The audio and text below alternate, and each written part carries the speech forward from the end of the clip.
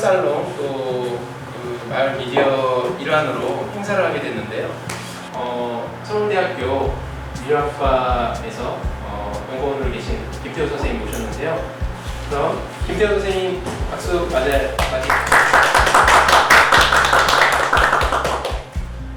예, 반갑습니다. 저는 서울대학교 미디어학과에서 온 김태호라고 합니다. 다시 한번 인사드립니다.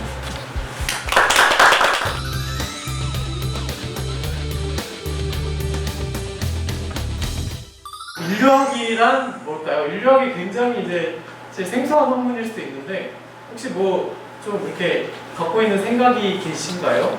인류학이 뭘까요? 네, 인류학이 뭘까요?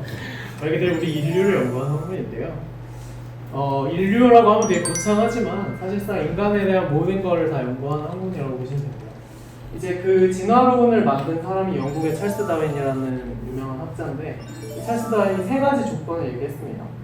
그래서 이제 방금 말씀드린 이 그림에 다 나와 있는데 조금 이제 정리를 한 거예요.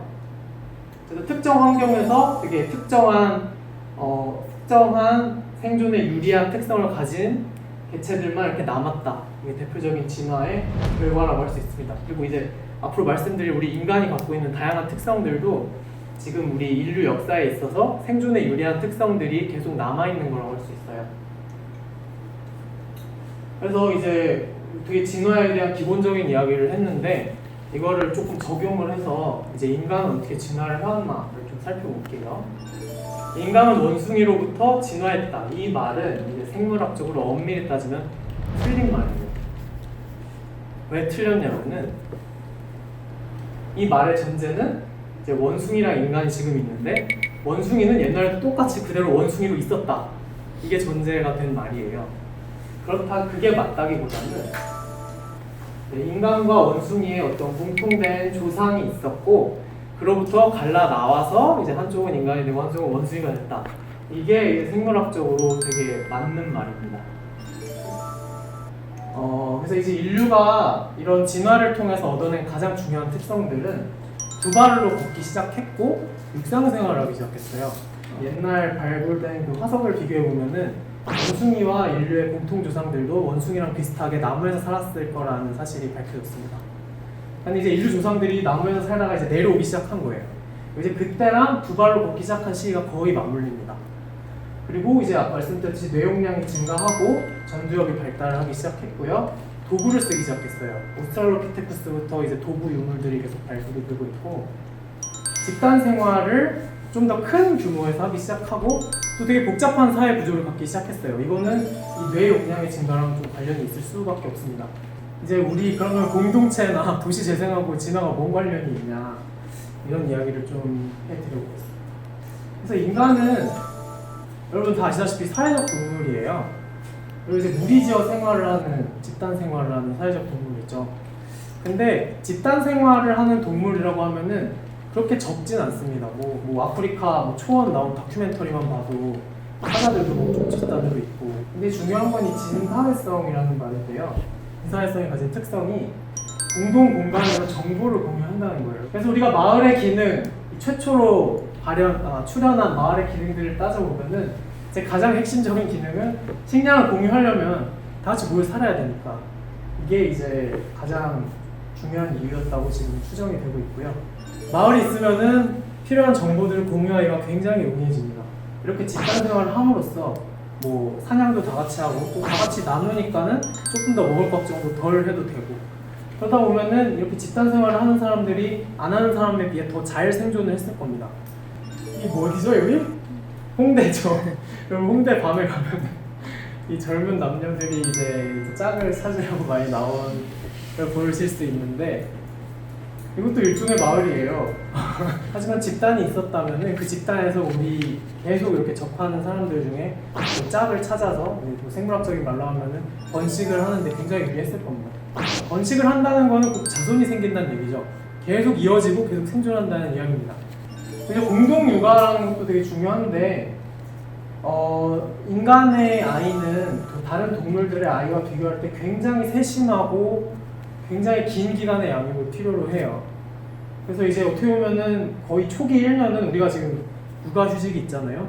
그래서 이제 공동 육아를 하는 게 자손들을 키워서 살리는 뭐 이런 식의 이런 관점에서 굉장히 큰 이점이 있었을 거라고 할 수 있고, 그 외에도 뭐 여러 이 공동체에서 얻는 유대와 결속이 주는 이점들이 있습니다. 뭐 단순하게는 뭐 부족 간의 전쟁이 있겠죠.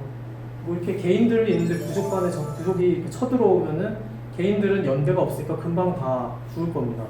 그렇지만 이제 뭉쳐 있으면은 또 적절하게 방어를 할 수 있겠죠. 그렇지만 집단만 중요한 건 아니에요. 여러분, 인간은 협력하는 동물일까요? 갈등하는 동물일까요? 네, 둘 다 맞습니다. 인간은 개인도 중요하고 개인에게 이점이 있기 때문에 집단 생활도 하는 거기 때문에 특정한 조건에서 협력도 하지만 특정한 조건에서 또 갈등을 하게 됩니다. 그러면 이제 도시재생의 관점에서는 어떻게 하면 이 갈등을 막고 어떻게 하면 이 협력을 더 잘하게 할 수 있을까가 이제 중요한 이슈가 되겠죠. 이 주로 옛날에 지어진 아파트가 이렇게 생겼잖아요. 근데 이제 요즘 아파트는 이런 게 안 보입니다. 그래서 어떻게 보면 아파트 같이 이렇게 뭉쳐 사는 것 비슷하고, 이렇게 가구들이 또 각자 가구들의 이 경계를 유지하는 거는 맞는데 조금 더 경계를 강화했다고 할 수 있는 거죠.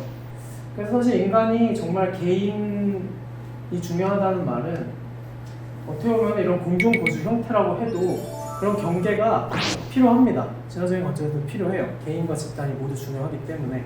그래서 제가 조금 이제 진화를 공부한 인류학도의 입장에서 그러면 어떻게 이 도시재생을 잘 할 거냐, 어떻게 이 데이비드 슬로우 닐슨이 이야기하는 것처럼 조금 더 남을 잘 돕는, 잘 협력하는 사람들이 나타날 수 있는 환경을 만들 거냐, 그리고 이런 관점에서 조금 제언이라고 해야 될까요? 이런 거를 지금 좀 이야기를 해볼까 하는데요.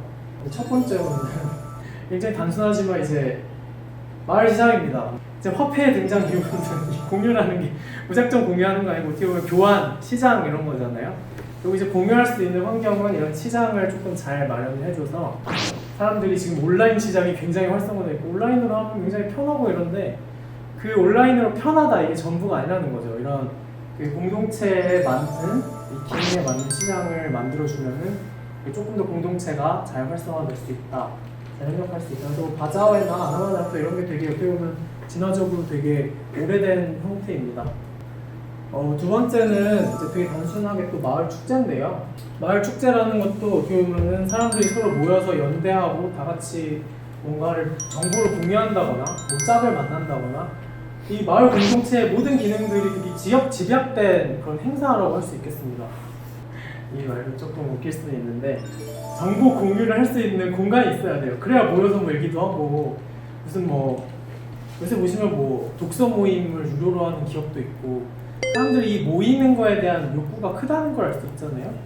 그리고 아까 말씀드렸듯이 양육을 같이 할 수 있는 공간이 있으면 좋겠죠. 그게 이제 공동체의 어떻게 보면 가장 중요한 기능일 수도 있습니다.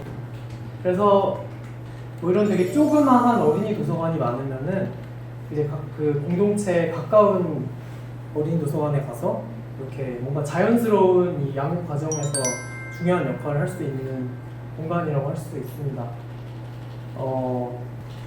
그리고 이제 중요한 게 인간은 기본적으로 자연을 어느 정도 갈망하게 돼 있어요. 뭐 마을 안에 쬐끄만 이렇게 뭐 나무가 좀 많이 심어져 있는 아주 작은 공원만 있어도 거기서만 휴식을 취해줘 어느 정도 이 진화적으로는 참 뭔가 만족스러운 환경이 될 수 있습니다. 그렇기 때문에 우리가 뭐 수목원도 가고 뭐 피톤 치드니 뭐 이런 거 이야기를 하는 거겠죠.